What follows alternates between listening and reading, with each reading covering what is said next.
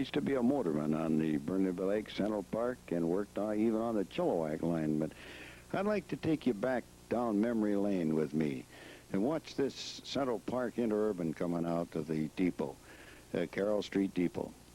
Now that must be a Burnaby Lake, pardon me, with the Central Park's going to follow him right out.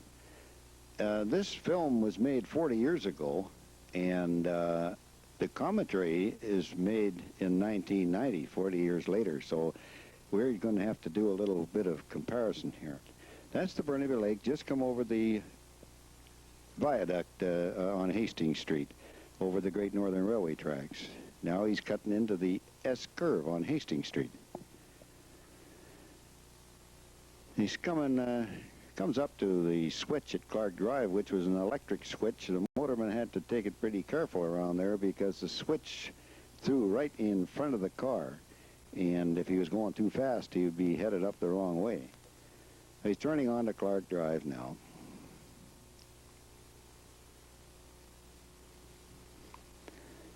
Now he's heading across Clark Drive towards Venables. Now he's coming up Venables, just about to Commercial Drive, where Little Italy is now.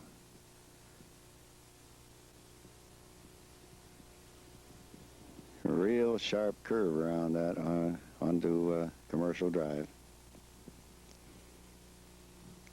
Now there's a two-car Central Park train with the Burnaby Lake behind them. The Burnaby Lake will stop here at 6th Avenue, and the conductor's got to get out and throw the switch to take the crossover, and the Burnaby Lake line can start on his own right-of-way after leaving Commercial Drive.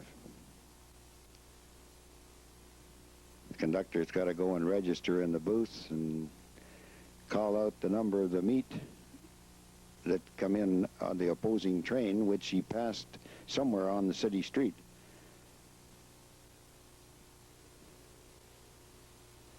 That's a little booth there where the conductor goes in to register. You'll notice the Central Park train going down Commercial Drive. A couple of the big Chilliwack cars going to show up here in a second. There they go. Now we're on our way.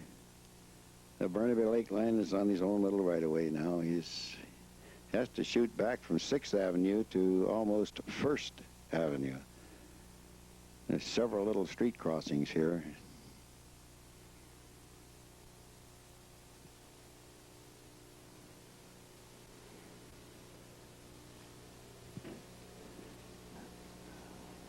One more short block and we're at Victoria Drive, where the tracks cross and go up the steep grade. That house you see there is still there with a brand new one built right on the right-of-way. Now he's climbing the hill up towards Lakeview. There was no station at Lakeview, just a platform at the top of the hill. That was a real steep grade, and we used to have a 3-car train go up there in the rush hour every day, and boy, you could walk faster than you could climb the hill.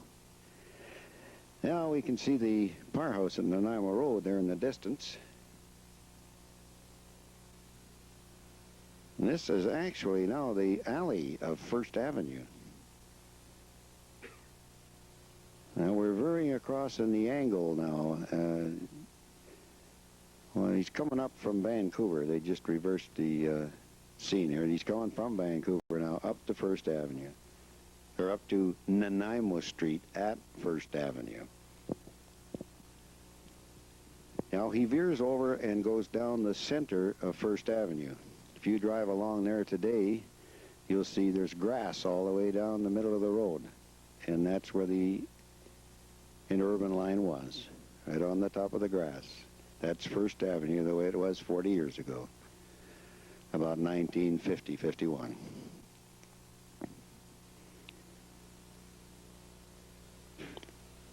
That's Slocan Street Station. It was just a platform there. Oh, he's coming up to Renfrew Street. There's the station ahead at Renfrew.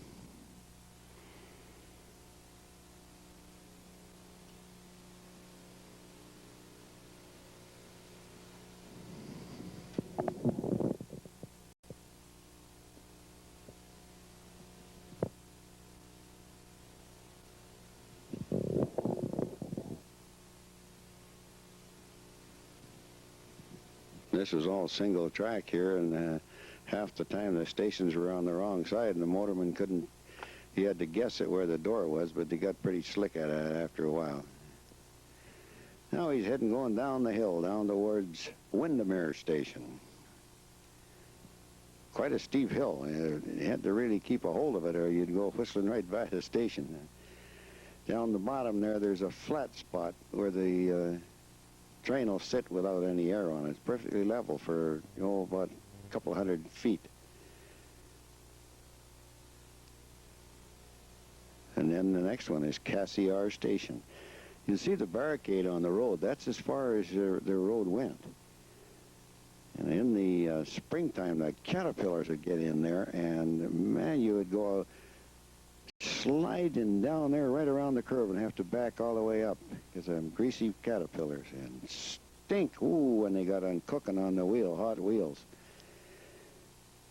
We come around the bend here now, and there's Hornpain substation. A shot coming from Vancouver to Boundary Road, coming into Hornpain Station. Just beyond Hornpain Station is where we have a sighting from he meets the fellow come from Sapperton. It's a one-end sighting. You have to pull in and back out. This is the fellow from Sapperton. He holds the main line. The fellow from Vancouver heads into the sighting. The little tracks on the side are just spur tracks going into the Hornpain substation where we took the transformers in. I worked on a freight engine one day, and we shoved a big heavy transformer in there. It was so heavy they had to build a spur through Dominion Bridge Company to get the transformer to us. Well, we're heading now towards Gilmore Station, just about ready to go across the Lougheed Highway. That's the Lougheed Highway and the wigwag going. In the second, you should be able to see the spur they built through Dominion Bridge. There it is. That's the one they built just to bring that big heavy transformer in a big depressed low bed flat. Now that's Gilmore Avenue.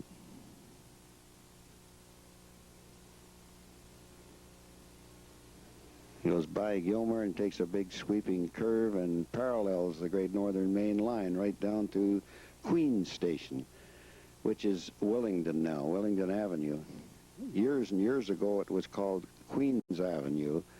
That's why Queens Station was still known as Queens. In the far distance is the old powerhouse, the old substation of Hornpain. That signal is a smashboard signal allowing the Burnaby Lake line to cross over the Great Northern. It's the automatic signals there, so that if there's a Great Northern coming, you have to wait for it until he clears. There, he just went across the Great Northern tracks. Across the flats now, over Still Creek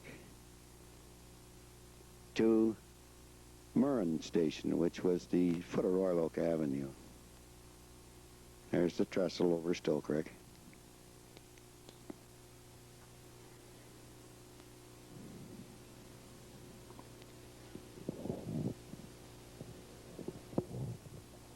Murren Station just ahead. That's Murren. Now you'd be right along the side of the 401 freeway right here.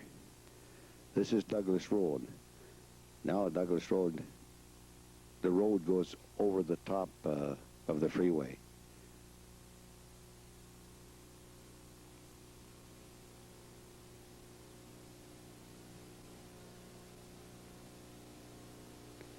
In the rush hour, we used to have 2 cars from here to Vancouver.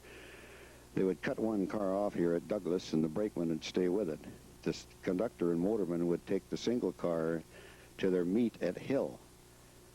And the fellow they met at Hill would couple onto the single car we left at Douglas Road, and they'd continue on to Vancouver with the brakeman. The brakeman and the one car would stay always at Douglas Road to Vancouver.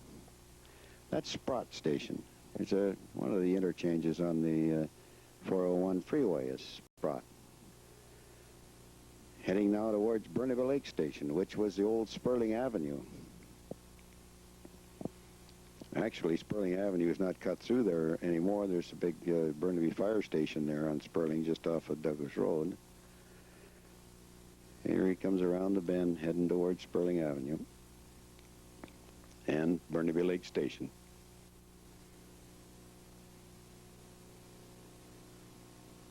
Well, he didn't stop at Burnaby Lake. He's really wound up. He's going to go right around there to Rayside. That's the little trestle, that little creek that he just went over is the creek that drains Deer Lake into Burnaby Lake.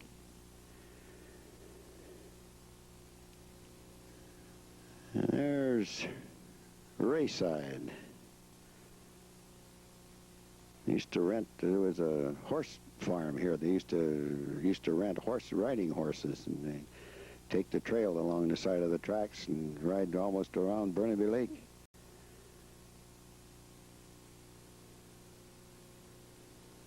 The next station is Vorse.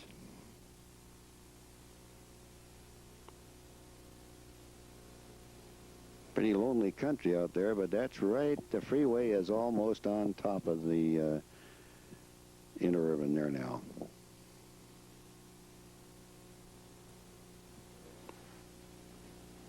Just past Vorse.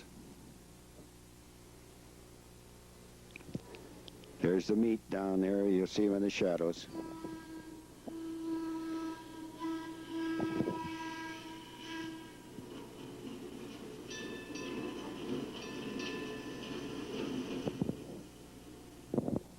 That's the meet, and he'll go to Vancouver, and that's Hill Station.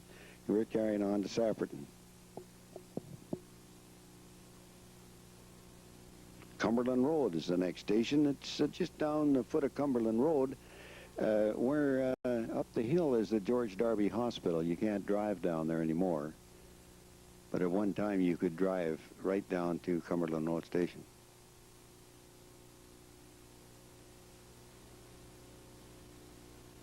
And he rides around through the bushes there, around a couple of curves. And we'll get to Stormont Curve here pretty quick. It was quite a little sharp grade, sharp turn, and a fairly good little grade around there. You had to get a hold of it coming around there. You'd dump half your passengers. There's Stormont Curve coming up. Just around the curve is Stormont Station. And a whistle board on the white sign on the post there with the SX on it. That S is for station and X is for crossing. You're supposed to blow the whistle when you see that.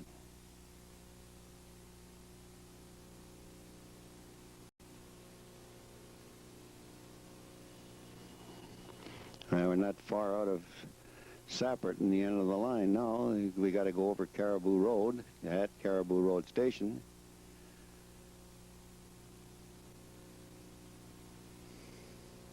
You can hardly find the right-of-way through here now. It's all growing up. There's Caribou Road Station. That board with the right-angle sign on it is the stop board. It's facing the motorman, though. He has to stop because there's a BC Electric bus line comes down there. The Lockdale bus comes down Caribou Road Hill. From Westminster Depot to Boundary and Hastings it went. Now he winds around the side of the hill, which is still pretty well pushed down there, although on the high side of the hill they are clearing out and putting in new homes. One little station here is called the Golf Club, kind of an interesting thing. I didn't know for years why they called it Golf Club, but in about 1910, the members of the Vancouver Golf Club on Austin Road asked the BC Electric to put the station in, and they used to have a horse and a wagon would come and pick the golfers up from Golf Club Station and take them up with the horses and wagon up to the Vancouver Golf Club on Austin Road. Later on, a few years later, they had an old McLaughlin Buick that used to haul on. Now we can see the car barns at Saperton around the bend, and that's the end of the line, which at one time the line went right along Columbia Street in front of the penitentiary, right down Columbia, down through town to the depot at 8th Street and Columbia. But when they put the buses in 1937, this is the end of the line. The conductor will go in that little booth and phone the dispatcher and get clearance to head back to Vancouver. In a moment, you'll see the motorman get out there out the back door and change the trolley pole. There he is.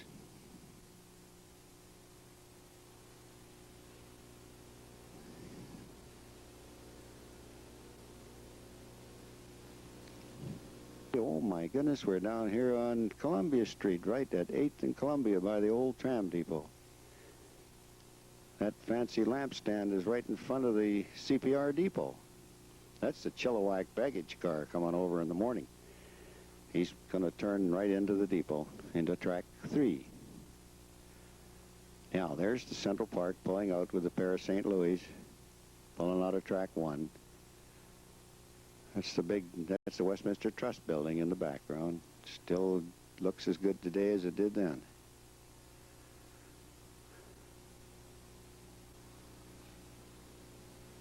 He's right out in the middle of Columbia Street, and then he goes down past the front of the market, over 10th Street.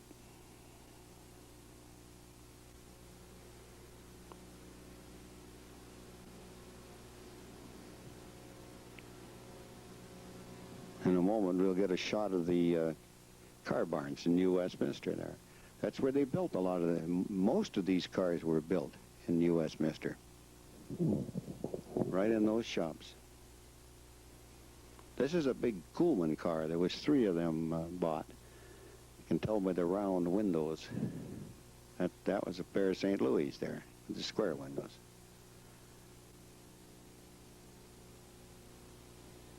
This is all Stewartson Way now. And this is 14th Street Station, right opposite Alaska Pine. The SkyTrain guideway is right above this spot.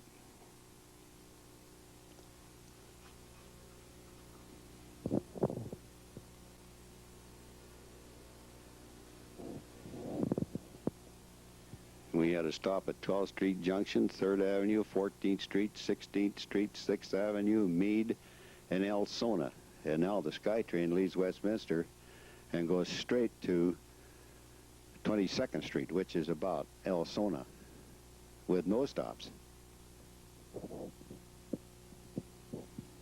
Climbing up the hill. This is right alongside of Stewartson Way. Now we've crossed 6th Avenue or Marine Drive, and we're heading to 20th Street, which was Meade Station. Here's a big pair of Coolmans coming down, heading towards New Westminster. There's Elsona.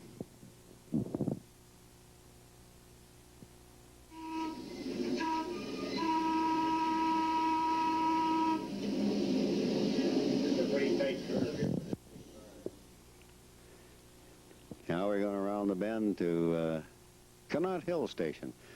Just beyond Connaught Hill now is used to be the old gravel pit, but now it is where the car barns and repair shops for the SkyTrain are. That's Connaught Hill Station right at 10th Avenue. The old spur you see is where they used to get the gravel gons out of the gravel out of the gravel pit. And that big clear space is now where the SkyTrain car barns are, taking up the whole area.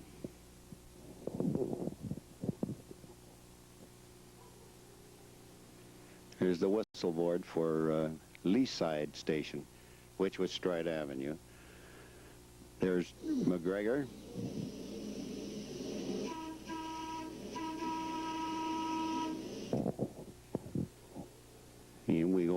the bend, and all that bush on the right is where Weiserloch is now. All industry there. The next stop is Printer, which is straight down the hill from Burnaby South High School. Now there's all the high school kids there all run down the hill to catch this train, but he's going to fool them. He's not going to stop for them. He's going to go right through there. Look at the meanie doing that. The kids don't know it, but he knows that there's another train following right behind him to take care of the school kids. Now he's coming around the bend to Fraser Arms Station. This is at Gilly Avenue, and this is where the buses met the Interurban. That looks like an old pair of thousands. We had 9 of those. Or was there 10? I guess it was 10, because they were all in pairs. The next station is where the old original tram line used to go before they built the cutoff in 1912. If you see straight down through the camera, that pole line and the track, that is the old original Westminster Tramway. It is still used for freight for a couple of blocks.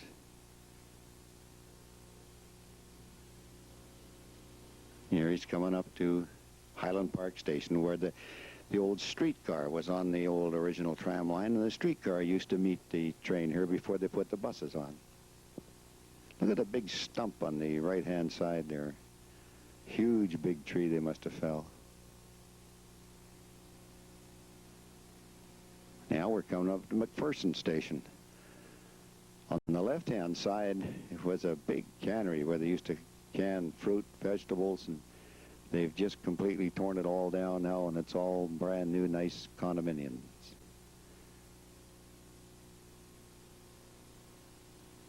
Heading towards Royal Oak Station.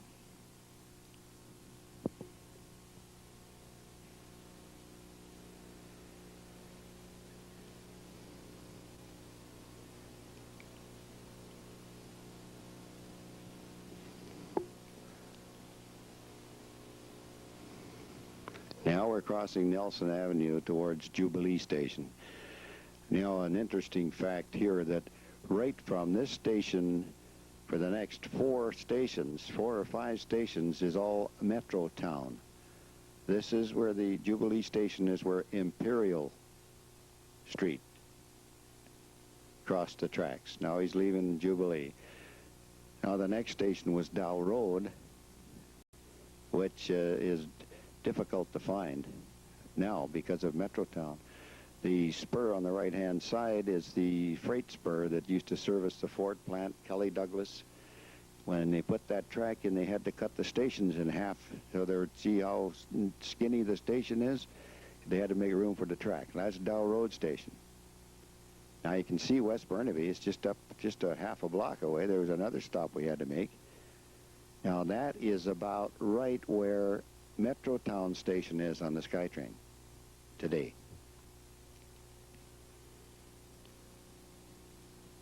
Then we come down to McKay.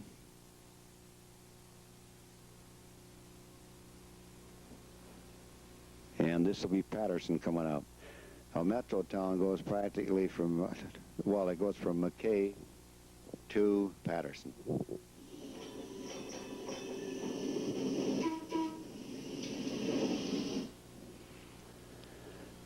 Now we're going down through Central Park. Kingsway, you can see the traffic on Kingsway ahead there. Have a good shot of one of the old Pacific Stage buses here in a moment. It's big green. I think it was a Brill, but it was a beautiful bus in those days. There he is. Look at that. He's not afraid of that old Interurban. He knows that Interurban's going to stop at Central Park Station.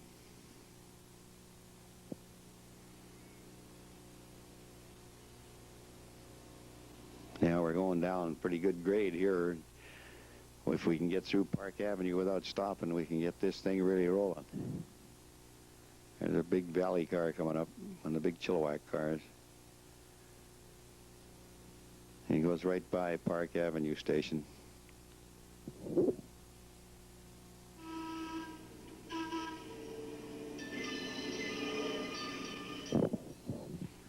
Yeah, this is what we used to call Collingwood East, which is now known as Joyce Station on the SkyTrain. Always got lots of customers from Collingwood East. Notice this is Collingwood West Station, but look at the woodwork on the top of the stations. They were ornamental. No other reason that anybody can figure out. All the stations at one time had, there was like a spire on the top. This is one of the old thousands. We only used these in the rush hour. They were not quite as big and not as powerful as the general run.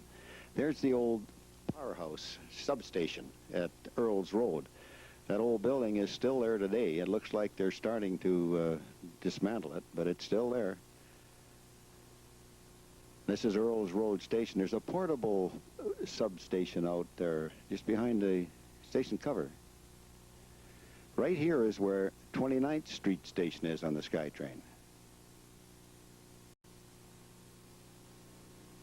Next stop is Beaconsfield. That's Slocan Street, but the SkyTrain goes underneath Slocan Street now.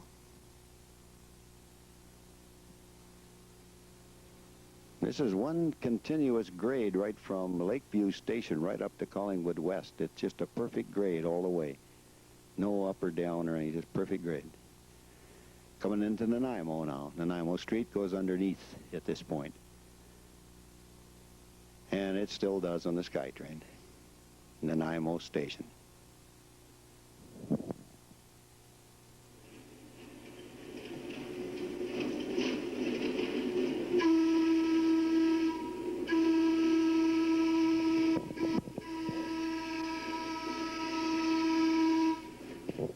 That was Gladstone Trestle. We're just going over there, and it's Gladstone Station.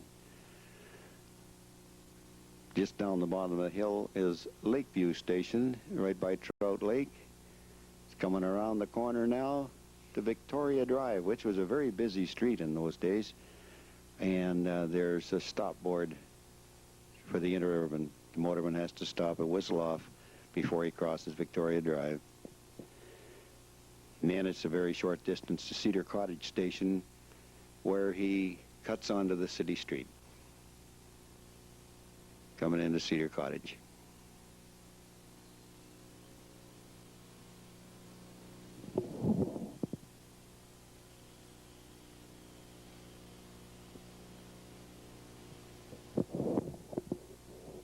Now he's coming down Commercial Drive towards 12th Avenue, three-car train with a trailer in the center. You'll notice there's no trolley poles on the center car. It's no motors in it. There's the old L6, old line car, right out going over the Great Northern Cut on Commercial Drive. He's coming down Venable Street now, going to turn on to Clark right by Hammond Furniture.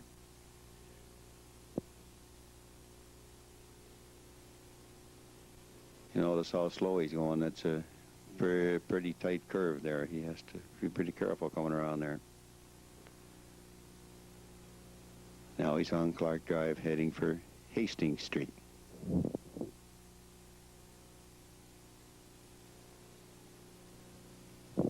There's the PCC going around the S curve on Hastings Street. And another pair, it looks like a pair of thousands coming around. Yeah. And one of the old steel streetcars following him. Now there's a pair of St. Louis coming down towards Main Street, Main and Hastings.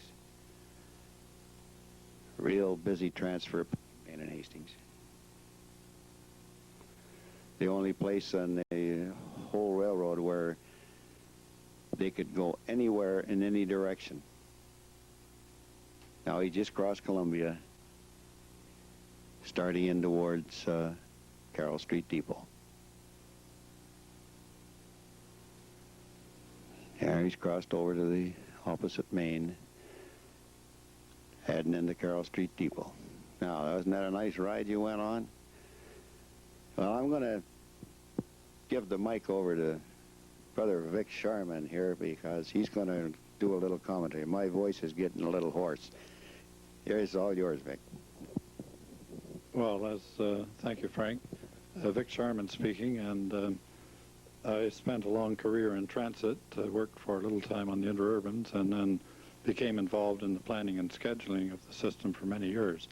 So what we're going to look at now is the Oak Street car line, which was a one-man car operation from downtown Vancouver at Victory Square, which is where we're showing the picture now, going south on Cambie Street and then ending in Marpole.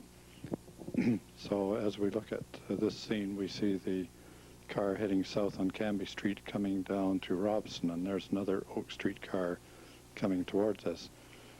This line was equipped with double-end one-man cars, mostly the Brill type cars, which were quite comfortable in the latter days. The cars had been rebuilt and equipped with leather seats and one-man controls, dead-man operation, and so on, and provided a fairly comfortable but somewhat slow ride.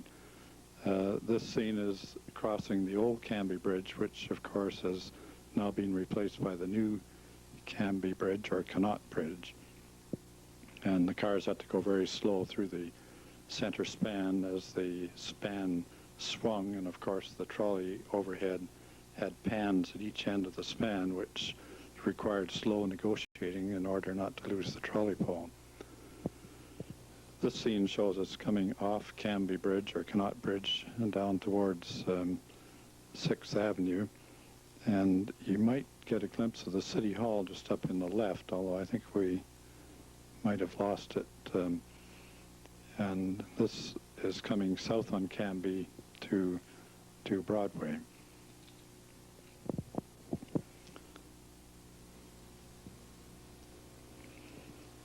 Here's the car approaching Broadway, making preparation to make a right turn to go westbound on Broadway, or shared trackage with the Fairview Beltline.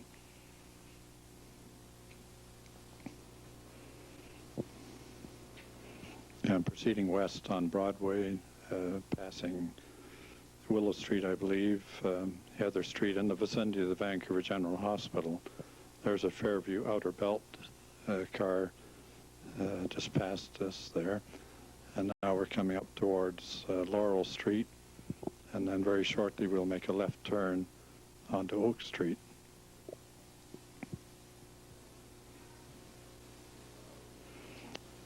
There's the car approaching Oak Street, turning into Oak, and there's a northbound car just ready to leave Oak to turn east onto Broadway. There's quite a sharp grade between Broadway, which is 9th Avenue, and then 10th Avenue, and we're just crossing 10th Avenue now.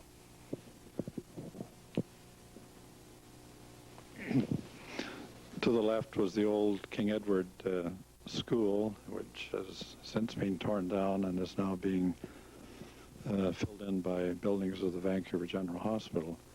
This is the S-turn approaching 16th Avenue, and the line is double track at this point, but will soon go into single track operation. And here we are now on single track, and we're coming into 22nd Avenue, where the first passing track was. Now, this line was not equipped with any sophisticated signaling. In fact, it didn't have any signaling at all. And the single track operation was controlled by what we call staffs, just wooden sticks that had the section inscribed on them, where the staff was giving the motorman the right-of-way to travel in that section. So as the motorman approaches the 22nd Avenue siding here, he has to wait for the northbound car to come. And here's the northbound car coming. You see the motorman, or operators, we call the one-man operators, handing the staff across. So now the southbound operator is in possession of the staff, which gives him the right to travel in that single track section up to the next passing siding further up the hill. This scene shows us crossing 25th Avenue, and you can see there's a siding into 25th Avenue, or King Edward Avenue.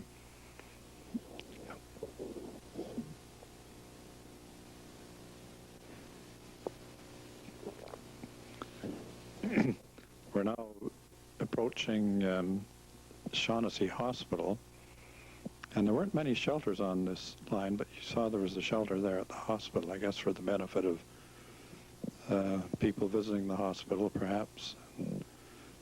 Rather unique for that line. Most of the stops were just in the open, marked by cards or posters on the telephone poles.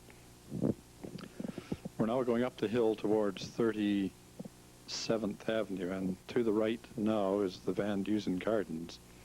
And of course, at that time, the golf course, Quilchena Golf Course, was in place there. To the left is the high school, and here's a picture now of the car southbound coming up the hill towards 37th Avenue. And again, we have a meet, and you'll note the operators will exchange staffs and gain possession of the correct staff to allow them to proceed on to the next section. This is a very simple system, and yet it was fairly effective. We're now coming south on Oak Street and approaching 41st Avenue, and of course to the left now is the Oak Ridge Transit Center, and to the right is the Louis Breyer Home and Hospital, but at that time the Quilchena Golf Course was in place at that point. And it's hard to imagine that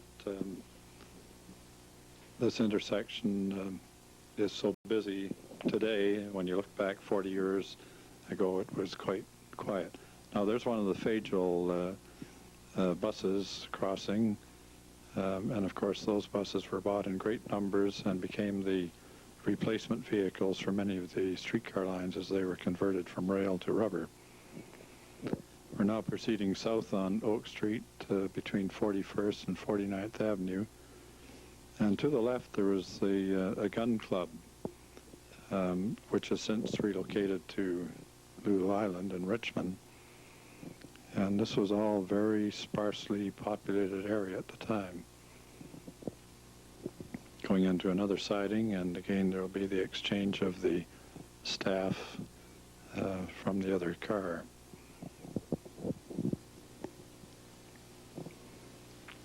All the equipment we've noted thus far in this film are the J.G. Brill cars. These were built in Philadelphia, Pennsylvania, and were renovated, however, in the Kitsilana shops in Vancouver.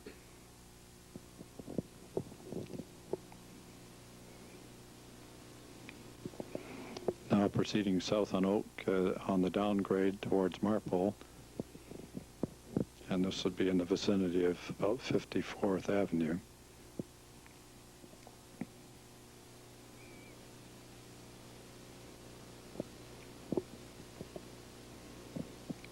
And the gentle curve as we come in towards 57th Avenue. I believe this is 57th Avenue, if I remember correctly.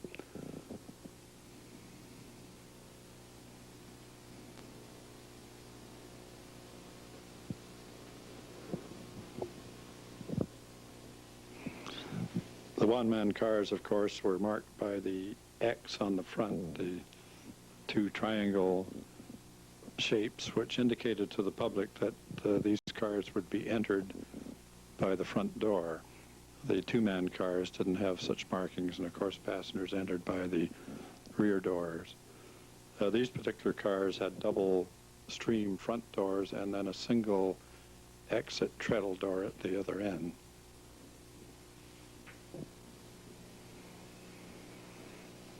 And again, a further meet. This is the last meet point before the terminus at Marpole.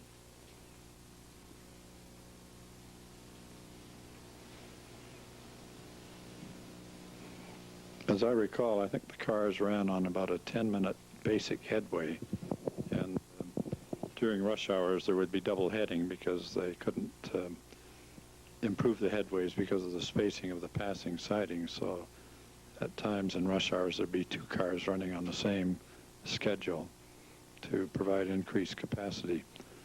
Now the car has left Oak Street and is now on Marine Drive, and in fact, I believe at this point has come to the actual terminus in Marpole.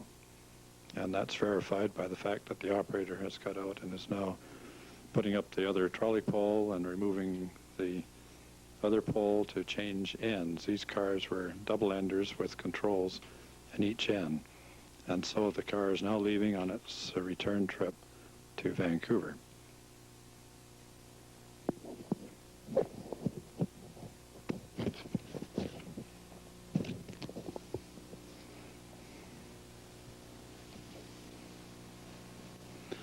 Now, the film title showed Fairview Beltline, but actually we're going to have a trip on the observation cars, and we see the observation car sitting at the starting point at Cambie and Hastings alongside the Province Building, and the terminus which was shared with the Oak Street cars.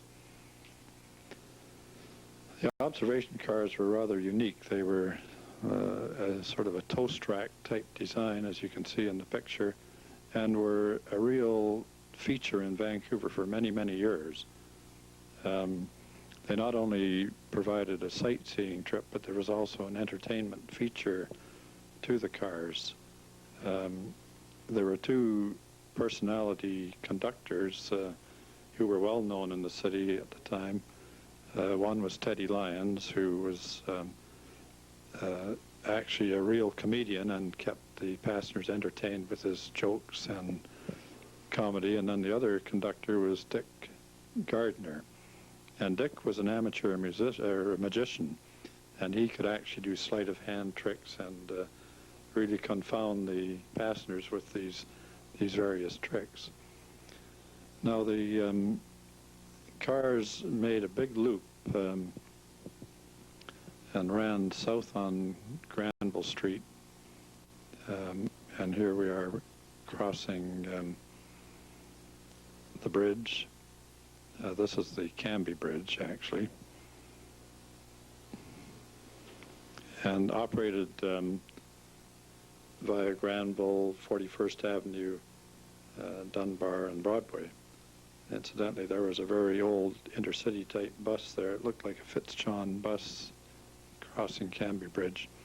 Here we are. Here's the observation car heading south on Cambie, followed by one of the new Canadian Car Brill trolley coaches, which of course were the vehicles that replaced the majority of the streetcar lines in Vancouver.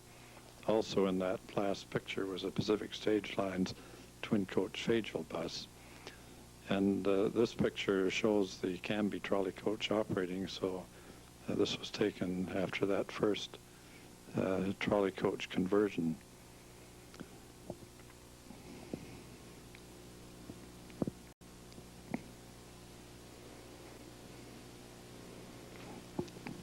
We're heading west on Broadway now.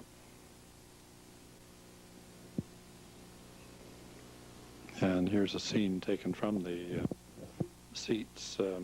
The seats were staggered so that people had a good view, a good forward-facing view. That's Dick Gardner acting as conductor on this particular trip. Dick was not only a magician, he was a musician and a comedian, and both he and Teddy Lyons were ideally suited to this type of service. Now, the car has gone all the way along West Broadway and is now on Dunbar, coming up the Dunbar Hill around 14th Avenue, the Dunbar diversion, and is going to make a turn onto 16th Avenue, and then we'll go on Dunbar southbound until it reaches 41st Avenue.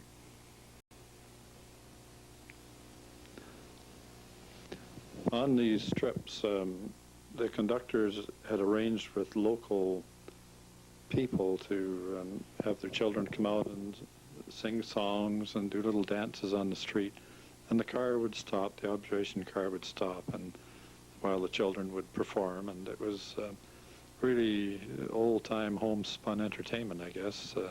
Not very sophisticated, but it certainly was well regarded in its day. The car is now heading south on Dunbar.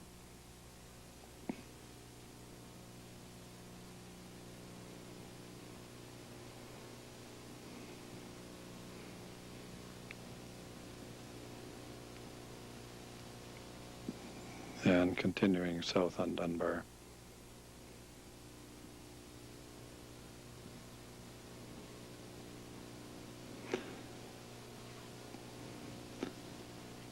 The Dunbar lines were served by two-man cars.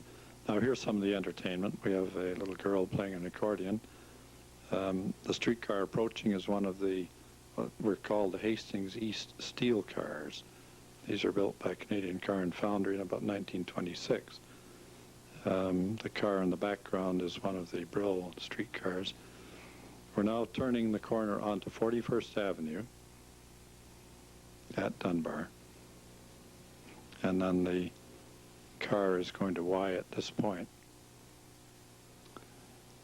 Now the observation car routing was altered during the diminishing years of street railway service, and this was taken later on when the Kerrisdale line was not available for service. But at one time they used to make a big one-way loop. In this case, they've run both ways on Dunbar. So my earlier comment on the routing was the one that was in effect prior to the time these pictures were taken. Now we're again heading north on Dunbar. We've come to 16th Avenue, the diversion, and then again we'll head north on Dunbar down towards Broadway.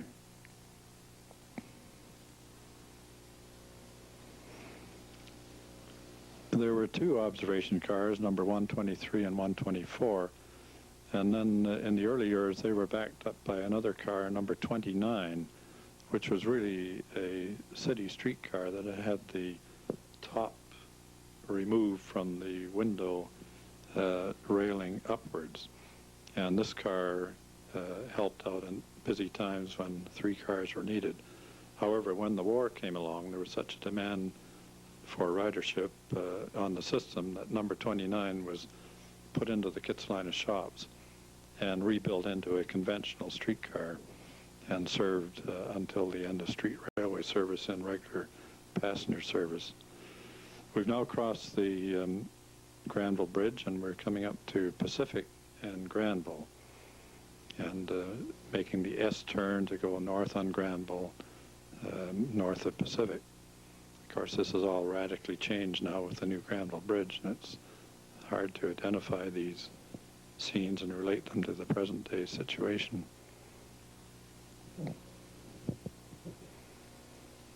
This is coming up to Davie and Granville. There's one of the PCC cars coming southbound on the Kitsilano line. There were 36 PCC cars on the Vancouver system.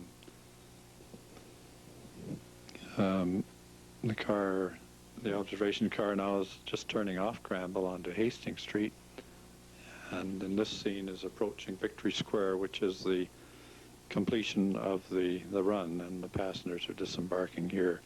And then the observation car will run deadhead to Prior Barns and then resume another trip at a later time.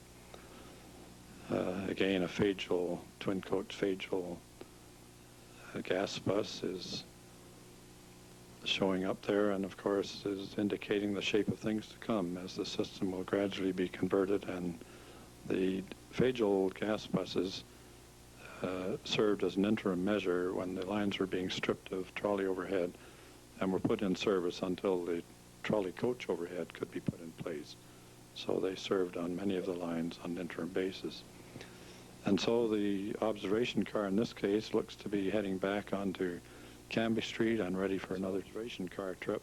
But in reality, we're going to take a trip on the Fairview belt lines.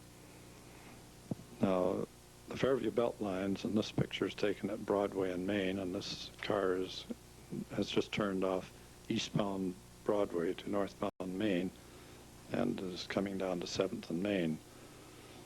The belt lines were very old lines and operated via Broadway, Main, Hastings, Granville, Broadway in both directions. And so they were known as the inner and outer belt lines. This scene is on the outer belt line as we're traveling northbound on Main Street down towards First Avenue.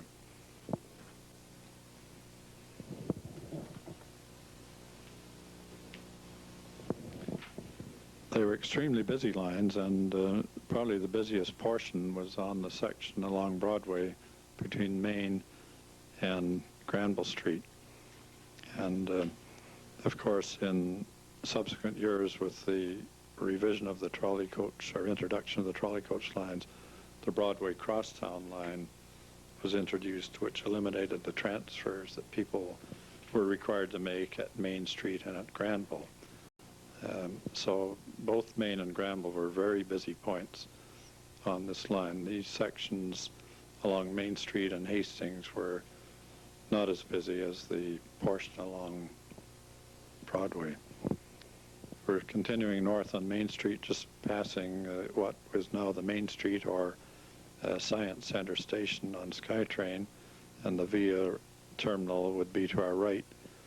And coming up to Prior Street, and of course Prior Street has great significance in that this is where prior car barns were, where many of the Vancouver streetcars were housed, and you can see Prior Barns just to the left there. And the old Cobalt Hotel is just to the left. And now, today, the Greyhound bus lines have a garage and maintenance center on the site of the old Prior car barns.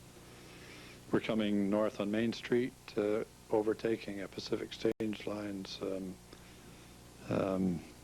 intercity bus, and of course the Brill trolley coaches are in evidence. These pictures having been taken during the period when the system was undergoing changeover from streetcars to trolley coaches and buses. A PCC car making an unusual turn at Main and Hastings, having probably come from Prior Barns and going into service on Hastings Street and turning north on Hastings. And as was commented on earlier in the tape by Frank, when he was relating to the Central Park line, the intersection at Main and Hastings was called a Grand Union, and all directions could be made by streetcars and interurbans, the only Grand Union on the system in Vancouver. Main and Hastings was a major point on the system. There were always traffic inspectors at that point regulating the cars, and now we've made a turn onto Hastings coming down towards Columbia. You can see the Carroll Street Interurban Depot and the head offices of the BC Electric Company just to the left. We have a trolley coach crossing in front of us on Columbia Street, and then again coming to the Interurban Depot at Carroll Street. You can see the neon sign Interurban Train Depot just on the left. Now this is looking the other way from the Interurban Depot east on Hastings Street.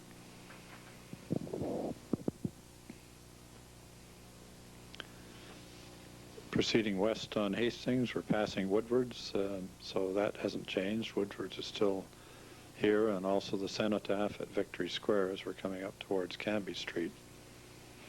Note the safety zones in the street. The streetcars had one disadvantage, of course, and that passengers had to come out into the middle of the street to board, and the boarding areas were marked by safety zones so that automobiles would steer around these and keep passengers protected. We see a mixture on this street of PCC cars, some of the one-man steel cars, which were in different route assignments during the latter days of the street railway operation. The PCC cars originally were assigned to the Victoria and the Joyce lines and operated on those as well as the Kitsilano line exclusively. But in the latter days, they were assigned to the Hastings East and the Grandview lines after those earlier routes had been converted. So we're now on Hastings Street at Granville, and now see one of the Fairview cars turning from Hastings to southbound Granville, and followed by a Kitsilano PCC car. This now, of course, is a transit mall. The Granville Mall extends from Hastings right through to Nelson Street and is dedicated to one on Granville, again on the section that is now the Granville Transit Mall.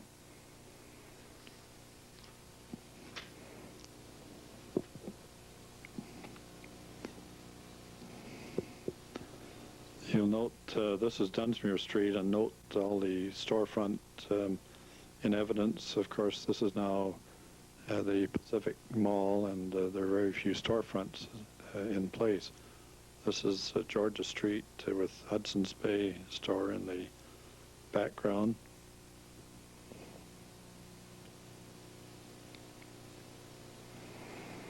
And coming to Robson Street.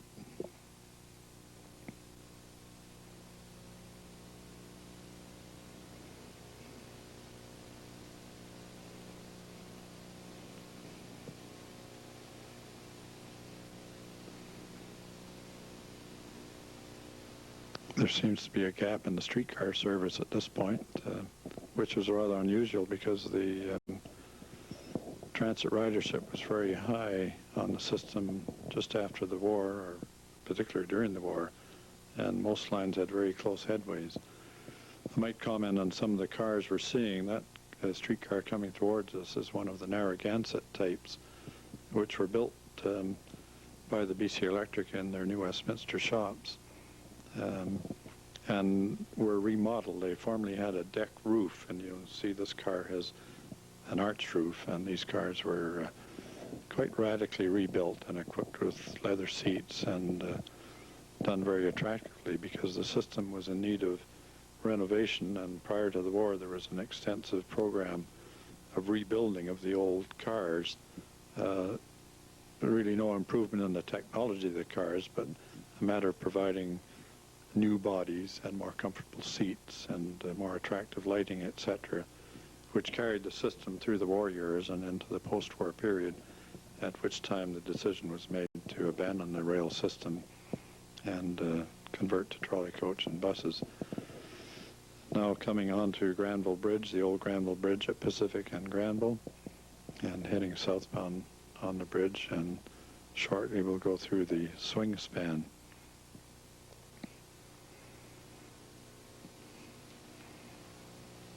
And already the trolley coaches are sharing the overhead with the streetcars on Granville Bridge.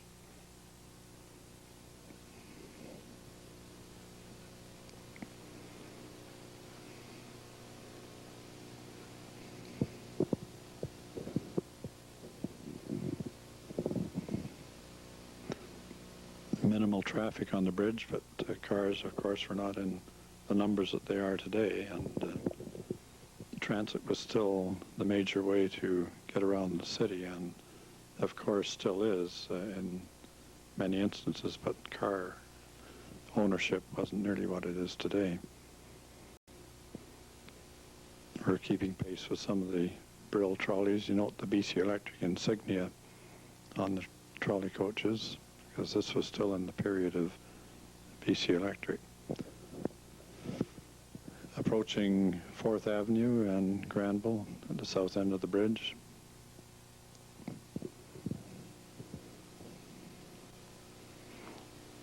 And then going south from 4th Avenue up the hill to Broadway.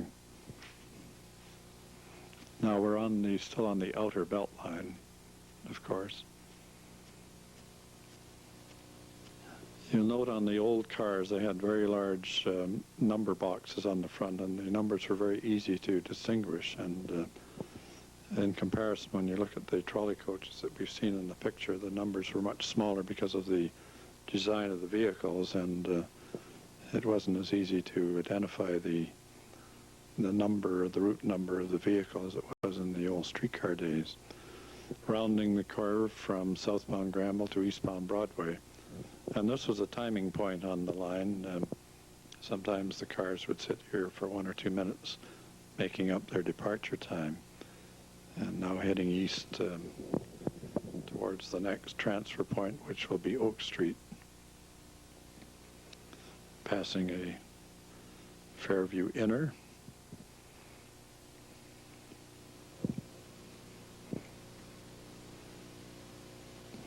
One of the Narragansett rebuilt cars on the Fairview Inner.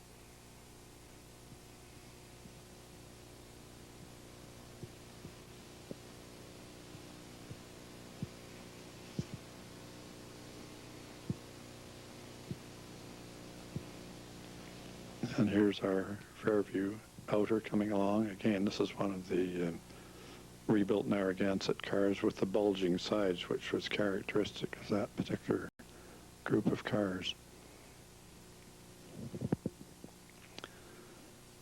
Hard to imagine that this is Broadway when one sees the volume of traffic on that street today.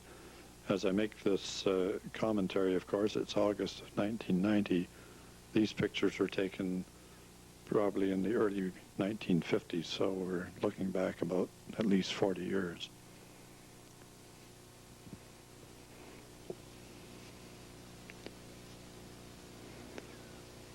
Oak Street.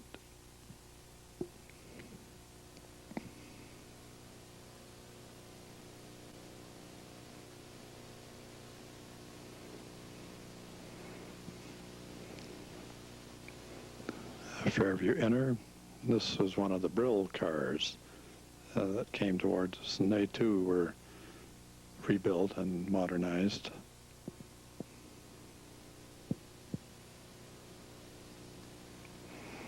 And this is a Brill car pictured here. It looks as though it's just come out of the shops.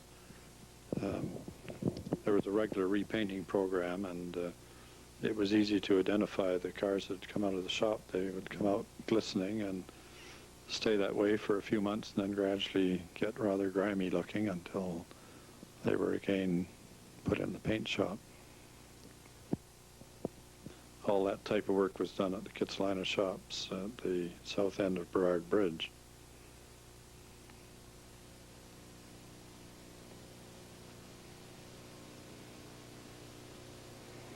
I think that particular car is 391, but I can't tell for sure. Now we've passed Canby Street and are heading east along Broadway, past Columbia and Manitoba Streets, etc., up the grade towards Main Street.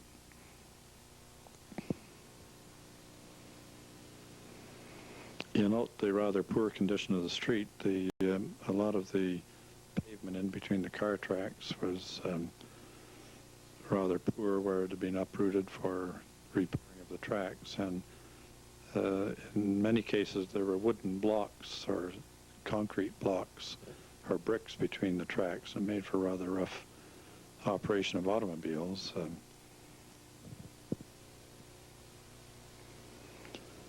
Coming up towards Main Street, you can see the Lee Building, which is still at Broadway and Main.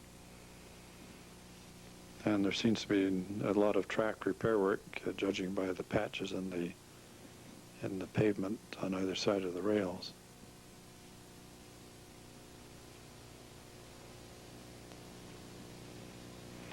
And approaching Broadway and Main.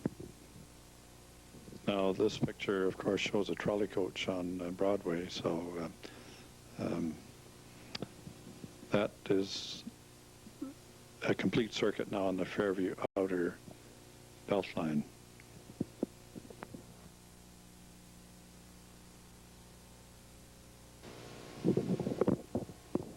Well, thank you, Vic. This is Frank Horn again, and I'm going to take you back to the Fraser Valley line. This again is over about 40 years since the film was made, and the commentary has been done in 1990. Now that's a typical consist of a Chilliwack line with a baggage car, express car on the head end, and one or two coaches behind. Here's a picture of Vic Sharman and his wife and family, and they're going to take the last trip. They're at Liverpool Road Station, which is right at Scott Road, where Scott Road crosses the Fraser Valley line now. And there's a sign there. We'll show you a close-up of it in a second, stating that the last trip on the Chilliwack line and the passenger service October 1st. It's sure nice to have Vic right here with us, because he's filling us in on a lot of stuff here that we didn't all know about.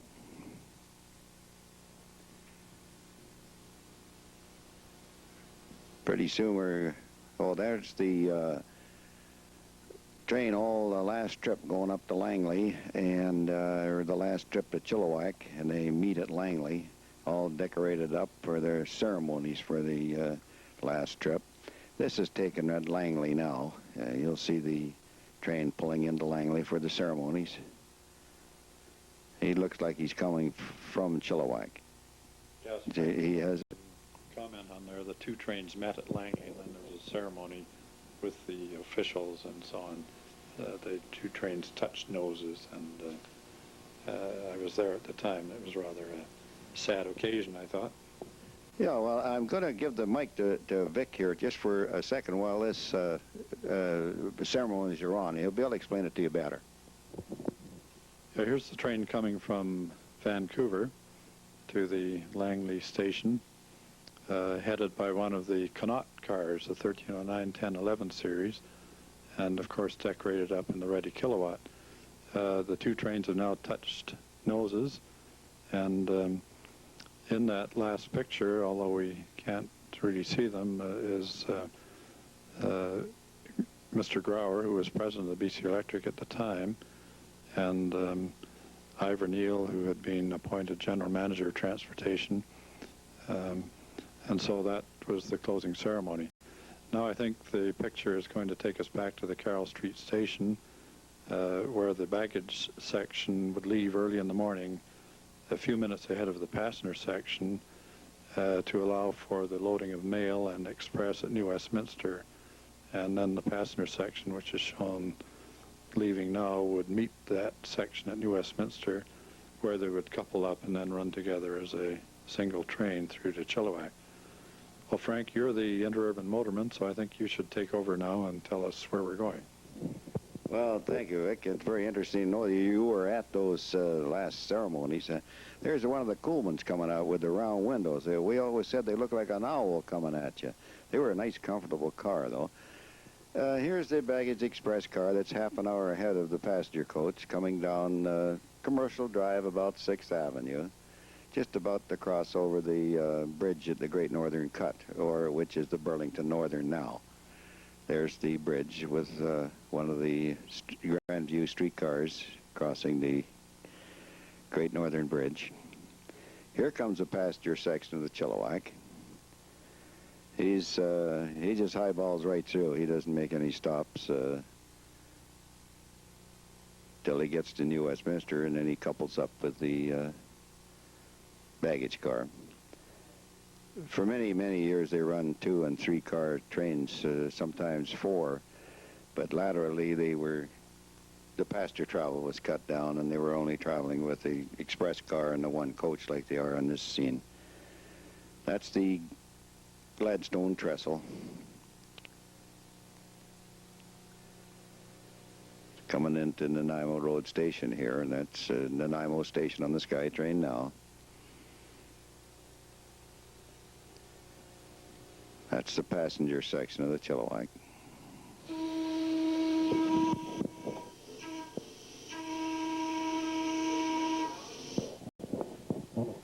Yeah, here's the baggage car coming on to Columbia Street, going to head into Track 3 at New Westminster Depot. That building now is the Value Village. If you go in that building, you can still see the posts going through on the angle which divided the 3 tracks.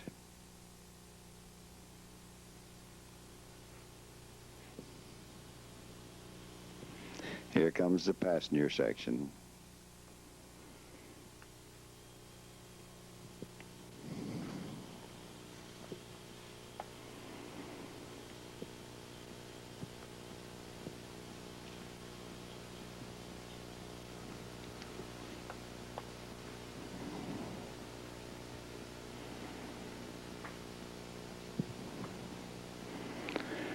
Here's a scene that you don't see too often. This is Friday morning market special coming in from Mount Lehman. He's pulling into Track 2. That'll be the Central Park on Track 1, the market special on Track 2, and the number 2 on the Chilliwack ready to leave. He's been loading the mail and baggage express just about ready to go. Now there's the parking ramp is right behind that depot now, but this is many years ago. Here he goes. We're on our way to Chilliwack.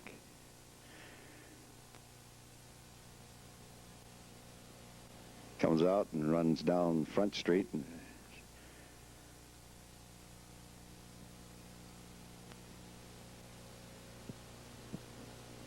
there we got all them tracks. He's on the BC Electric track is the first one, then the CPR, then the CNR, and then the Great Northern tracks.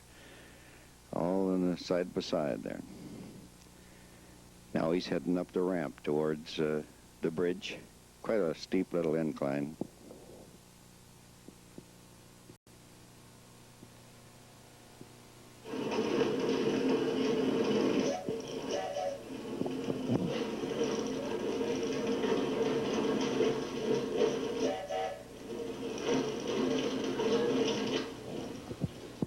Yeah, we're right up on the Fraser River Bridge. Now this is shared by the Canadian National Railroad, the Great Northern Railroad, which is now Burlington Northern, and also the used to be the BC Electric, changed to BC Hydro, and now it's called Fraser Valley and Southern, if I'm not mistaken. Is that hit you right there, Vic? Yeah, the locomotives have Southern British Columbia on them, but I'm not sure what the full name of the new railroad is. It was acquired from BC Hydro. Yeah, the BC Hydro did sell it to some, it is a U.S. outfit that owns it now. There's the baggage car coming on the south end of the Fraser River Bridge. You'll notice the trestle goes into 3. BC Electric went straight ahead, the Great Northern went to the right, and the other one to the left, the CN. Now he's coming off the ramp, heading towards Liverpool Road Station, where we saw Vic and his wife getting on. That's the station just in the distance there. That was also known as shops because it apparently, when they first put the Chilliwack line in, they were going to put huge railroad shops there, but they never did materialize. Here we're coming around the bend to Old Yale Road, which is South Westminster Station. This is where the freight starts to grind when he's pulling a heavy train up here. That's quite a pull. It's about 3% grade up here.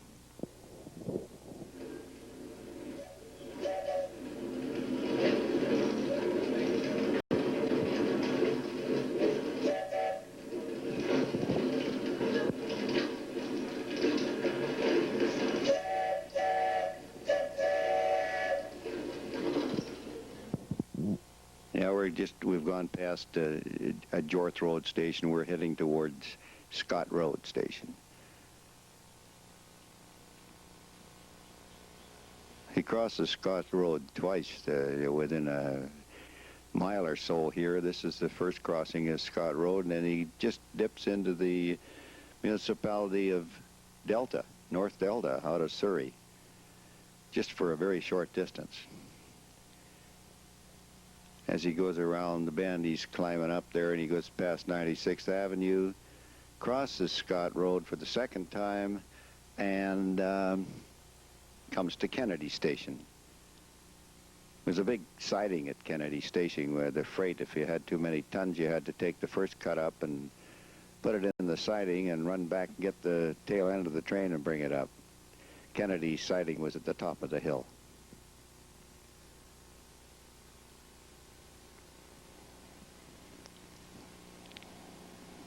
It's very populated there now. Frank, I note the viewers may notice that the trolley pole arrangement on the trains, this train is different to what was on the Central Park line. You notice that the front trolley pole on the baggage car was pulled down, and the pole on the rear car was up. I gathered there was a reason for that in case the pole broke on the front car or the back car, at least it would fall onto the right-of-way. Do you remember that as being the reason for that pole configuration? Yeah, apparently that if the pole did come loose, it would go right down the aisle of the coach, so they've always went with the back car. Well, we're traveling right along here. We're down at Sullivan Station now. We've crossed the King George Highway, and this is Sullivan he's coming into. The film eliminates several Hunt Road, Craig's, and Newton stations. Yeah, we're coming across. This is the Serpentine River, and this is where we cross as Highway 10 at McClellan Station. Now he's coming towards Cloverdale. That is the old Highway 99, Cloverdale Station. You'll get a glimpse of the old old substation here, which has just recently been torn down, or knocked down. It was all solid concrete. There's the station, the depot.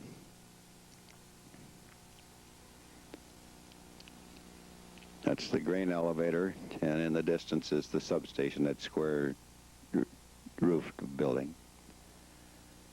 That with the ivy all over it, I don't know if there was just a short glimpse.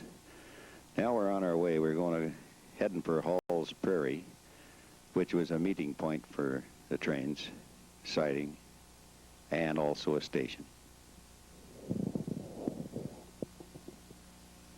He's moving right along here. You can see by the way the cameraman's bouncing there. That's Hall's Prairie Station. Just around the bend is the siding, Hall's Prairie siding.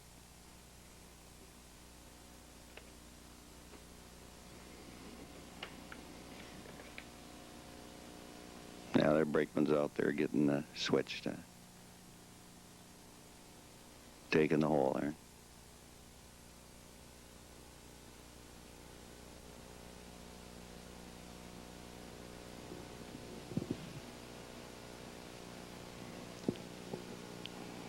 Here comes the baggage cart.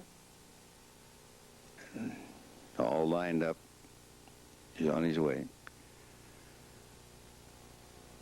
That was the most common setup, 2 coaches on the back with a baggage car on the head end. That was number 2 left in the morning.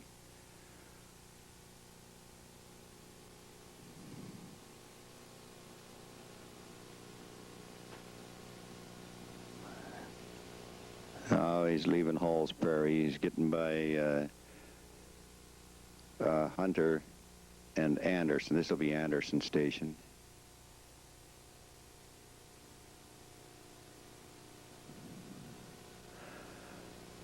Now, just about Hunter is where the new bypass cuts off. The main line doesn't go through Langley Prairie anymore. Turns off and bypasses Langley about Hunter Station.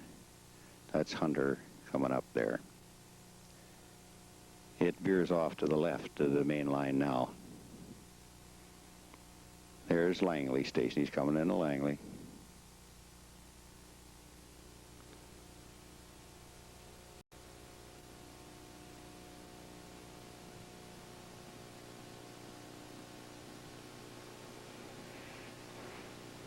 Now this is the blue mail truck there. He's picking the mail up off the baggage car, and the traffic there was that was the old Yale Road or Trans-Canada Highway at that time. These are just shots around Langley,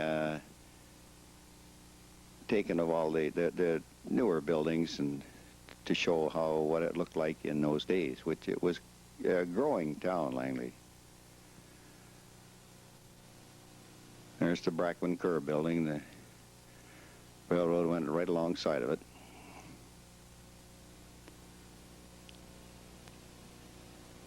There's some more stores. Pretty modern little town for around the late 40s, early 50s.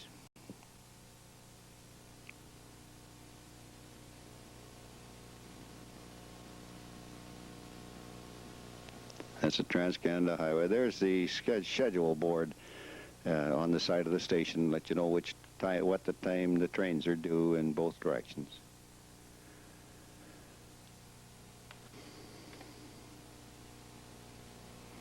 There he goes. He's leaving Langley.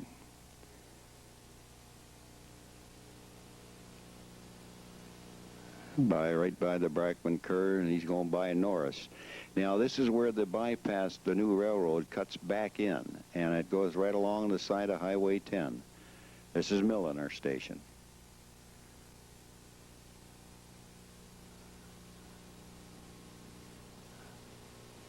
It's all pretty well perfectly flat right here, and he could get it rolling real good.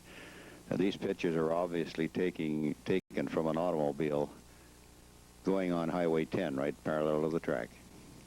Right now, this part of the track is shared by the CN, CP, and the Fraser Valley line for the coal trains. They cut off at a Harmsworth station, which is just a couple of stations up the line here. We come to Jardine first. Jardine is where the road cuts off to go to Fort Langley.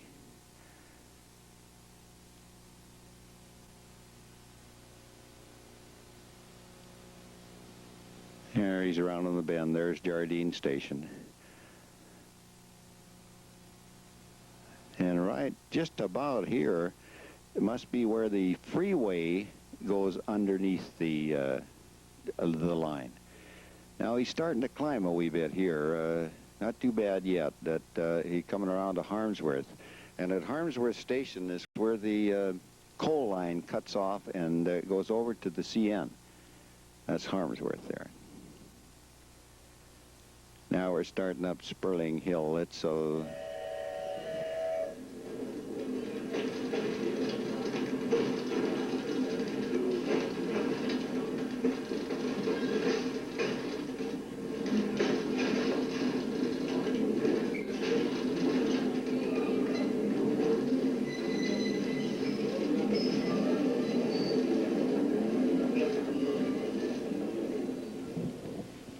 That's quite a long hill. That's quite a pull for the freight train. But this is Sperling Station he's coming into here, and I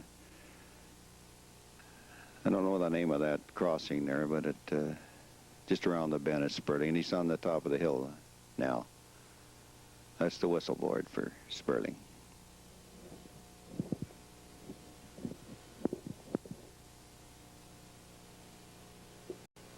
And he went whistling right by Sperling there, and he's coming to Warhope next. Yep, there's the whistle board. There, he's slowing down to pick that lady up at Warhope.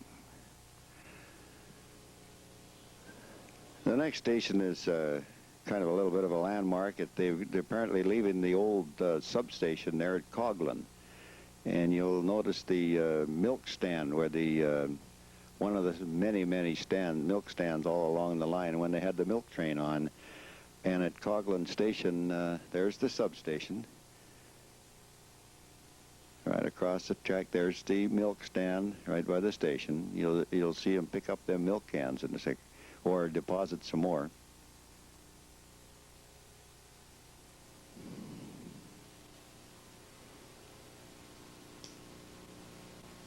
Yeah, he's depositing some more empty cans so that the farmer can fill them up and be ready for the milk train in the morning. There he goes. The next station is County Line, one of the few overpasses where the road goes over the track. And the fellow that was taking the film here, he was standing obviously up on top of the overpass looking down. That's County Line Station there. And he reverses to the other side of the bridge to catch going the other way. Now we get to Beaver River.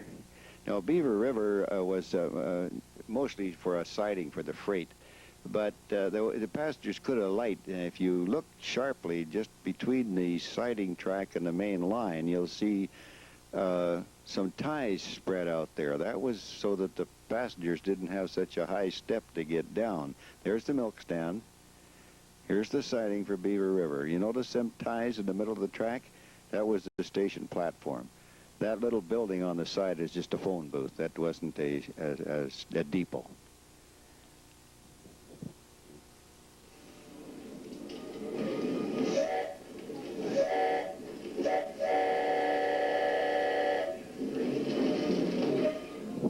by Jackman. He's heading for Lombard.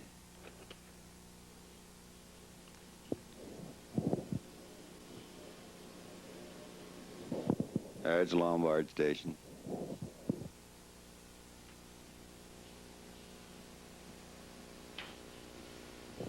Now, Rand State is omitted, but that's Bradner up ahead. That's the general store, that white building, and that's Bradner Station. There's a siding there. Quite often the freight would pull in there to eat. It was dinner time by the time you got to Bradner.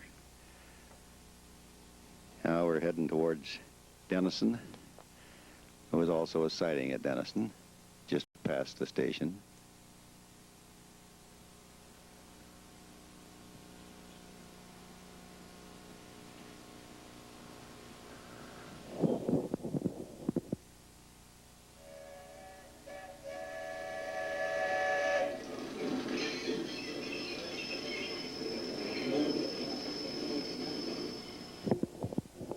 Now we're on our way to Mount Lehman. He drifts into Mount Lehman pretty quick.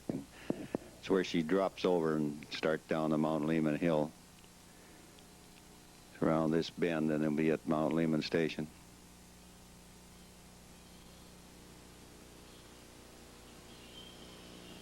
When I was breaking in as a motorman here, I was with a motorman called Al Powys, and a horse got on the track, two of them. I had to chase them halfway down Mount Lehman Hill, and Al was really worried I was going to scare him and chase them onto a trestle. And apparently if they get on the trestle, they fall through. This is a steep hill down here, and it winds around down Mount Lehman. The horses run down the side off the track anyway.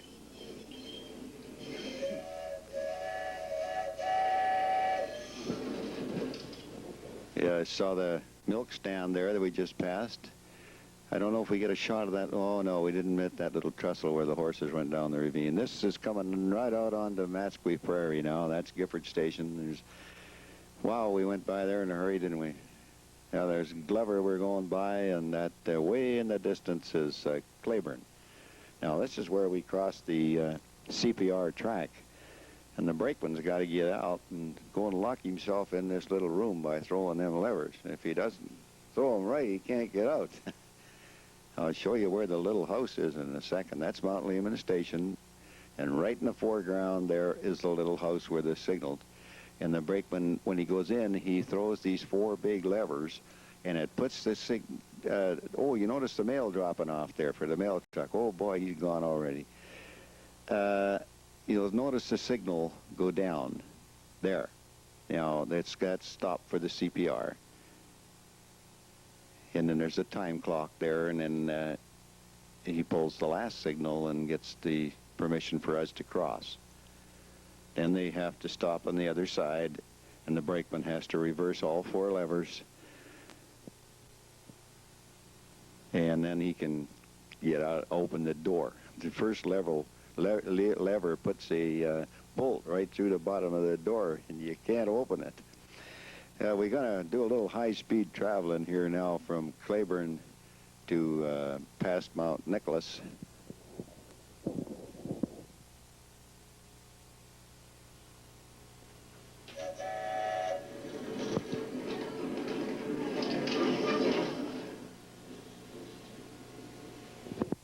Yeah, I said Mount Nicholas. I don't know. It was St. Nicholas, a little station, very seldom used, but it was, both stations were a long ways apart here from Claiborne to Abbotsford. And this is a picture obviously shot from the back end of the car, automobile, on the highway from Abbotsford to Mission. Yeah, we got on the Chilliwack line, the motormen used to pack their own whistles, and they were a high-pitched one, quite a bit different than the muffled ones they used to use in town. They were so shrill that the people that built the houses right next to the track used to complain about the noise, so they were all muffled ones in town. But the Chilliwack motormen were allowed to put the three-tone shrill whistle on, which sounded way more like a train. Here he's pulling into Abbotsford. You'll notice that truck is waiting there for the mail. Boy, they just throw it in and away he's gone. That's when the Royal Mail used to move fast.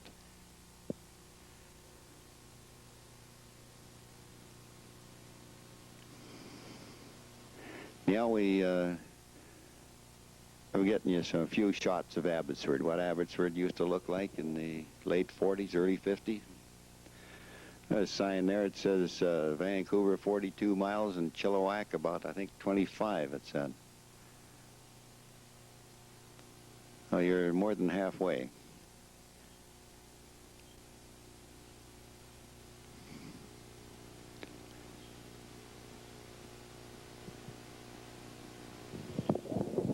Just more shots of Abbotsford. Clean little town.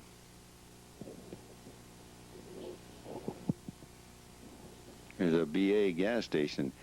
Now this one, we're kind of at sea here. We don't know where that, but I assume that is where the CPR runs through Abbotsford, because it's only a few hundred feet over from our main line. It's the CP main line. So I imagine that is a steam engine at Abbotsford. Well, we're on our way out of Abbotsford towards, we just went under the Trans-Canada Highway, and we'll go by Delaire Station.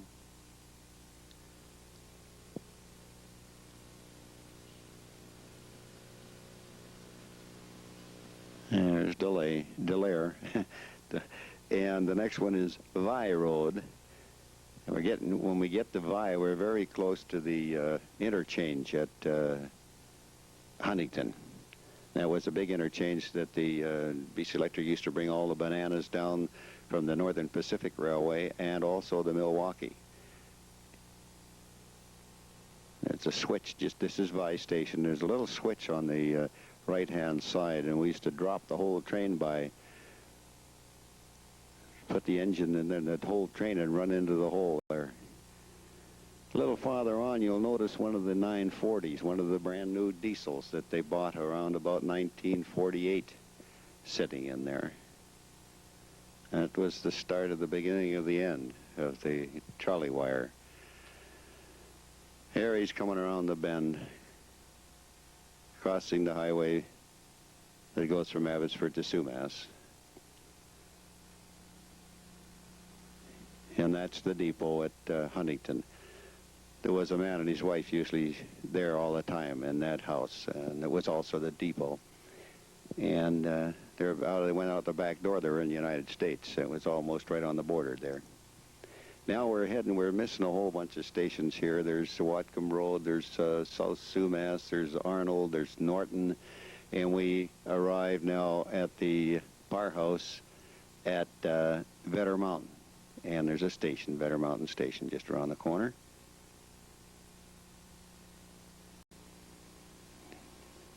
And just as we leave here, there's a couple of deer on the track there, and they don't know which way to go. We'll catch, there they go, look at them. And they're nice looking little deer, little whitetails. Oh, we didn't get them. They got off the track in time. And we go around, we're going past Reclaim. You notice all that grass down there was 30 feet of water before they drained Lake Sumas. And there's Reclaim and Kidd, but the next station we'll see will be Belrose. That's the siding down to Kidd. Pardon me, down to Reclaim. I was sitting in the siding with a motorman on a freight train one time when I was a young feller, and I said, why did they cut all these cuts and rock cuts all around the mountain when they could have built the railroad right down there on the flat? And he looked at me and said, kid, when I was your age, there was 30 feet of water. We'd get out and have a swim there. It was old Howard Mortison. Very dry humor, but here's Belrose. And that's Ken Hudson's car parked there. He's up in the bushes taking the picture. There you can see the farmlands in the distance. It's all flat. It must have been a very shallow lake, but it was huge.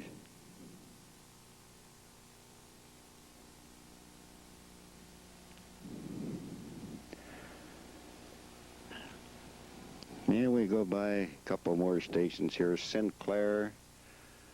There's siding at Sinclair.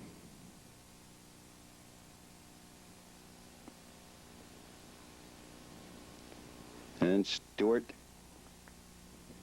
station's right in here. And we're just about the end of the Vedder Mountain. We'll come out the Yarrow and very shortly. There was quite a community at Yarrow.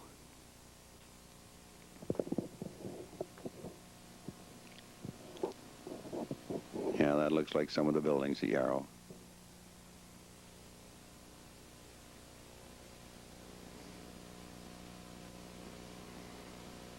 I was a brakeman on 3 and 8 and used to leave Vancouver about 5:30 at night. And when we got to Yarrow, I always felt I was getting close to the end of the line. And it seemed to take forever to get up there, and all dark. Now we're leaving Yarrow, and there's quite a fill across here. And it gets to the Vedder Canal, where we have a steel truss bridge going across the Vedder Canal. The reason they call it the Vedder Canal, because I think the Vedder River used to run into Sumas Lake and then out into the Fraser. So when they drained Sumas Lake, they had to dike the Vedder. And then they called it the Vedder Canal, because the Vedder River is higher than the land right here. You notice we're on a fill all the way through here. This is a very little used station. It was Vedder River. A few fishermen used to get off there.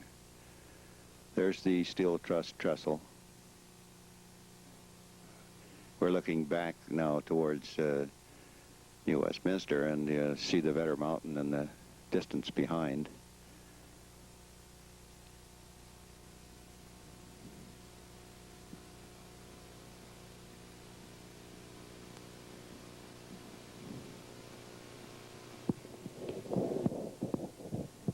As soon as we get over this bridge here, it won't be long, we'll be at Woodruff. Used to be a logging road cross here at Woodruff. It was very, very busy. I guess, imagine it crossed here and went over to the CN line. All I remember, it was abandoned, but I remember the diamond and the tracks were still there. Well, looks like we're getting by Lickman.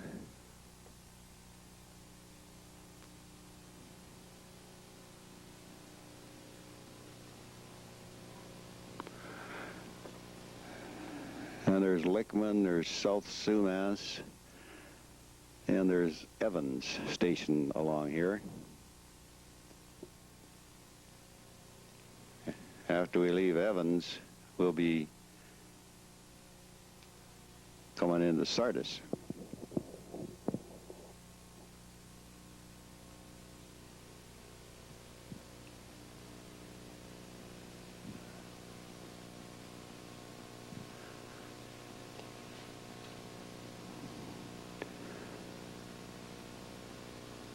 There's a trestle just before Sardis.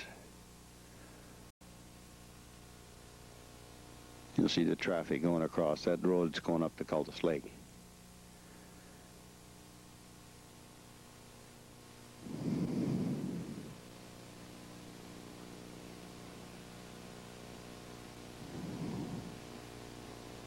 Here again is a mailman with a truck waiting there.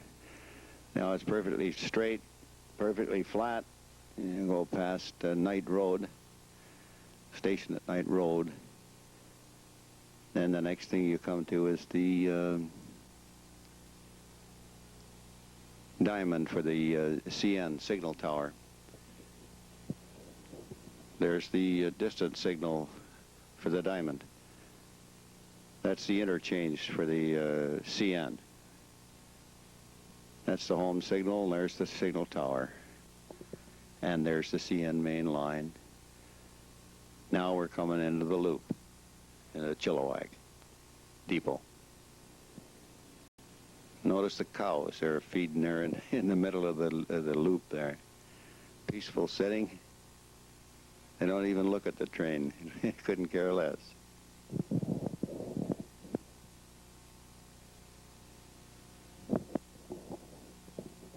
there again's the mail truck.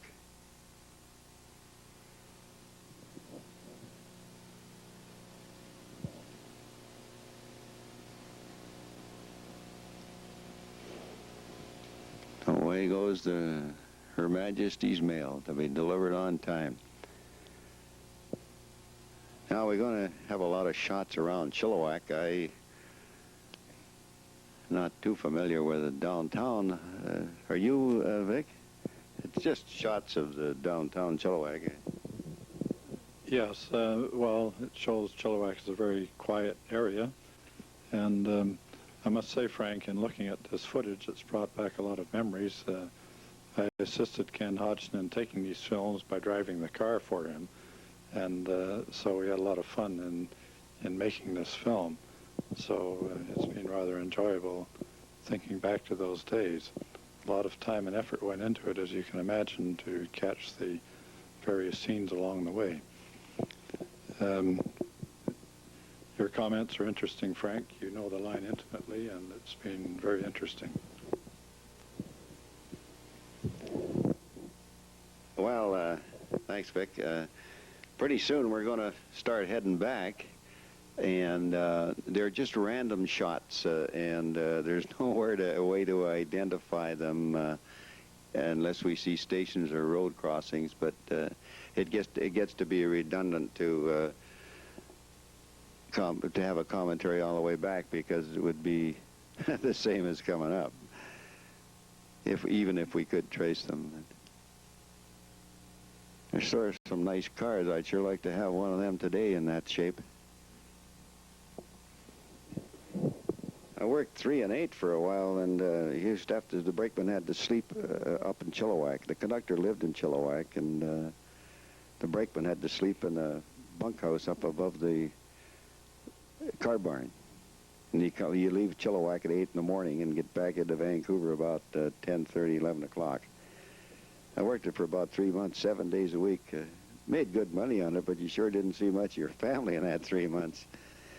We're heading back out of the loop now. It's a complete loop around Chilliwack in those days. You didn't have to change ends or anything.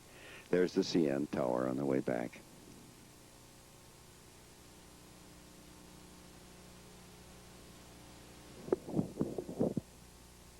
Some beautiful country, beautiful scenes here.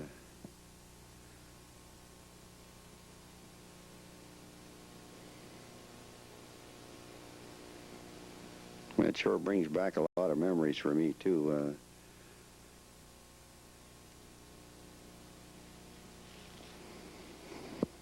Notice the poles there. They've and the new right-of-way. They've got all that new ballast all down there and spread out nice and even.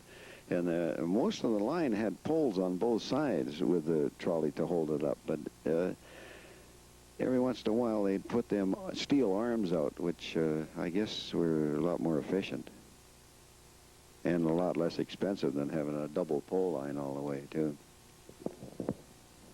Those poles weren't just to hold the trolley wire up. They were also a high-tension line. Had to be extremely careful.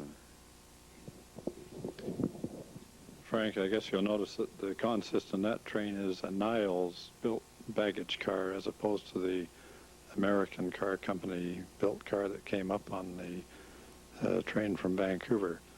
And these were arched roof cars and matched the arched roof of the Connaught passenger car behind. So quite a different consist on the return trip. Yeah, I noticed when I used to be a motorman on there, we used to like to get the 1700. It was I think it was a Ottawa car. Can anybody correct me on that? American car. Yeah, American car company, right, yeah. And it was so much better built and everything, and I didn't know until recently that it was in a head-on collision with one of the 970 freight engines at Cloverdale. And it was set behind Kitsilano Barn as a wreck for several years, and they rebuilt it. And I know whenever I motored it, I thought, gee, this is a nice car in good shape, but I didn't realize it had been rebuilt, whereas the Niles cars were getting pretty rickety.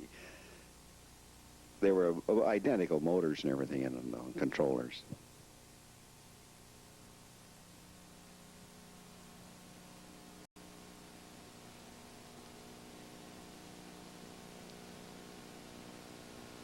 And number 2 was the one that went up in the morning and come back as number 5. Then they had 4 and 7. 4 used to leave about 2 in the afternoon and get back about 9 o'clock into Westminster. And then the Central Park fellows would take the number 4 back from Westminster to Vancouver.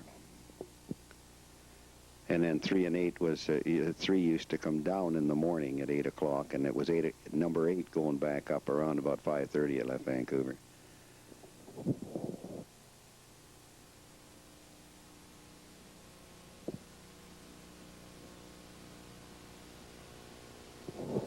You know, there's what Front Street used to look like. Them boxcars are on the Great Northern track and the Great Northern interchange, waiting for the BC Electric to pick them up. Or the BC Electric have left them there for the Great Northern to pick up. As the tracks go over, there's the Great Northern, the CN, the CP, and the BC Electric. There he's going into the back of the Value Village there.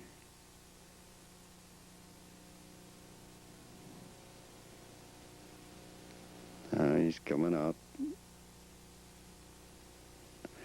Another interesting thing here, when the freight train went through that one-point switch, it was a city switch, and you used to have to put a great big track nut in there, throw the switch and put the track nut in so that the switch couldn't flop over when all the boxcars were going over it.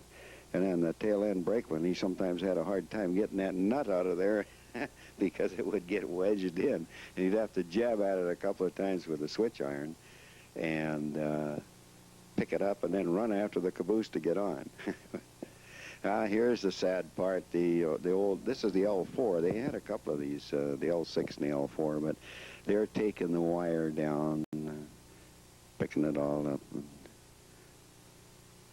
Story I heard, I don't know how true it is or not, but they had several huge rolls of this copper trolley wire by the track, and they went to pick it up in the morning and it was all gone.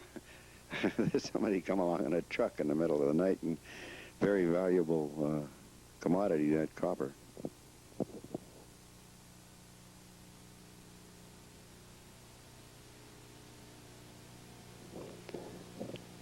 They got it down a lot quicker than they put it up, I'll bet. One thing watching this film, I can't see how that trolleyman can keep that trolley on the wire. The wire is so slack, but yet that trolley seems to stay right on there. See, they cut all the guys. And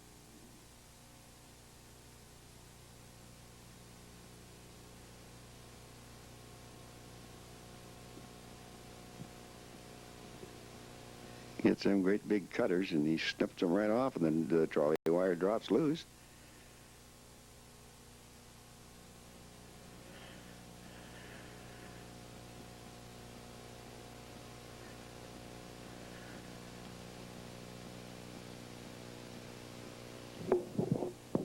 But they obviously know what they're doing. I was a motorman, not a lineman.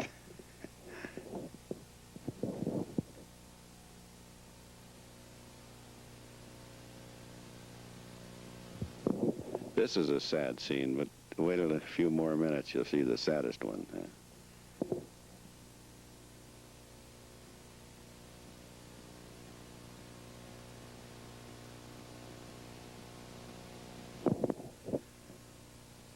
Now, there's one of the Niles baggage cars. It's been all stripped of all the metal inside and the brass, so it's all taken out of it. And they got a couple of cables on her.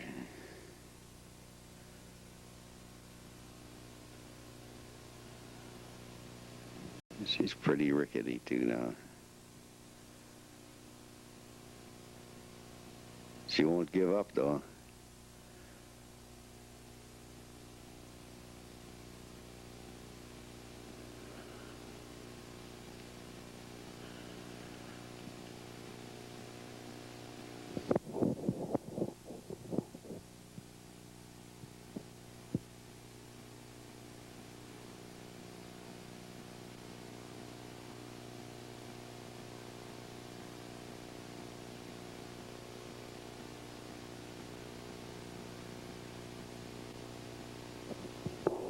There, she's going to go to sleep now. See all the streetcars along them behind there. This is taken at Kitsilano Barns, where they scrapped all the cars and burnt them. There's a string of streetcars there all ready for the same fate. Now they've torched it now. Away she goes.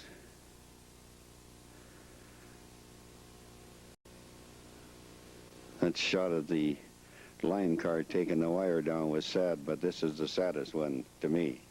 Of course, my father was a retired BC Electric motorman on the Marpole-Steveston line, and I was on there for a while. My brother-in-law retired from the BC Electric. He was a dispatcher. So it's kind of in the family. Likewise. My father was also on the transit side, not on the interurban, Frank, but on the city streetcar lines as a motorman and an instructor and a supervisor, etc. So I guess it runs in the family and it's in the blood, isn't it? Yeah, it sure is. Yeah. But this film is just, I just can't believe that somebody's had this so long and I hadn't seen it.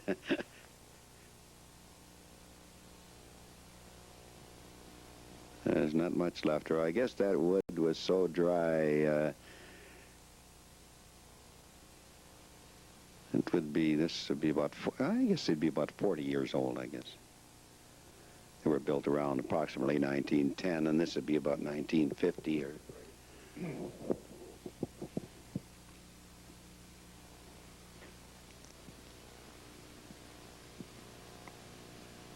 They would have all had to been rebuilt, and then they were actually obsolete because there were so many faster and lighter cars. So it had been very, very expensive to rebuild them or buy brand new, the ones at that time.